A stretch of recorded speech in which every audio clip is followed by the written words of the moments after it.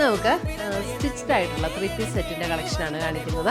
അപ്പോൾ ഒരു 4 ടൈപ്പ്, അതായത് 2 കോട്ടണും ഉണ്ട്, പിന്നെ 2 നമുക്ക് പാർട്ടി വെയർ ആയിട്ടൊക്കെ ഉപയോഗിക്കാൻ പറ്റുന്ന മെറ്റീരിയലുമാണ് കാണിക്കുന്നത്. ഡിഫറെൻറ്റ് റേറ്റ്സിലാണ് വന്നിരിക്കുന്നത്. അപ്പോൾ അതിൻ്റെ സൈസസ് മീഡിയം ടു XXL ഒക്കെയാണ് അവൈലബിൾ ആയിട്ടുള്ളത്. അപ്പോൾ നമുക്ക് നോക്കാം. ടോണിൽ തന്നെ വന്നിരിക്കുന്ന ദുപ്പട്ട